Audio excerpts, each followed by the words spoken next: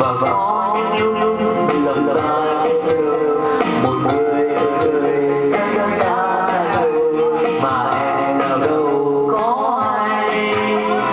Có những lúc lầm lỡ đến ai và có những lúc chờ không có ai, lòng ta làm như chẳng có chuyện gì, chỉ là đùa vui thế thôi.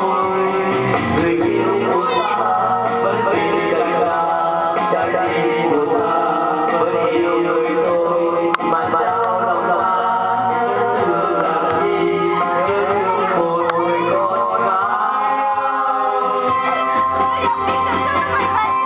Người con đã khiến ta giờ phải nhớ thương trong lòng người con gái kia. Đã khiến ta kẻ nước hoa người con gái kia. Dẫu nhớ thương thì cũng chẳng nói chuyện gì, người con gái kia. Hãy cho lòng ta từ đây.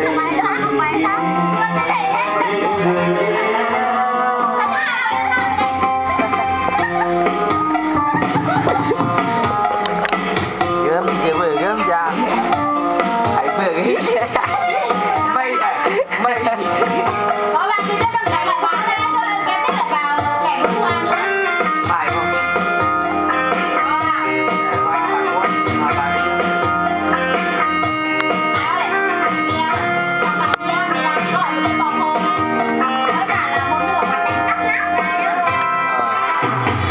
Có những lúc lòng ta vẫn thương và có những lúc lòng ta nhớ thương. Một người ơi nhớ ra rồi mà em nào đâu có hay.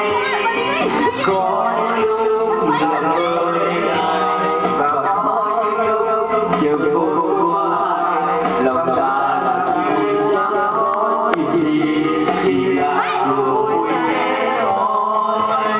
Người yêu của ta vẫn bên cạnh ta, trái tim của ta vẫn yêu người tôi, mà sao lòng ta nhớ thương làm gì, nhớ thương một người con gái.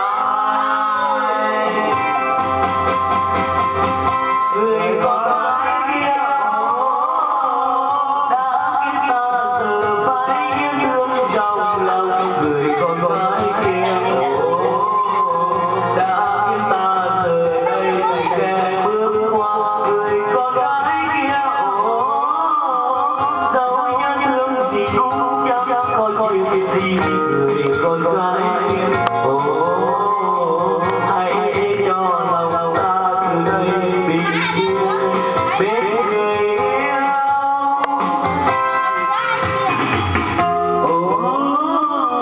Đã khiến ta giờ phải nhớ thương trong lòng. Người con gái kia đã khiến ta rời đây thành kẻ bước qua. Người con gái kia dẫu nhớ thương thì cũng chẳng còn chuyện gì. Người con gái kia hãy cho lòng ta từ đây bình yên bên người yêu.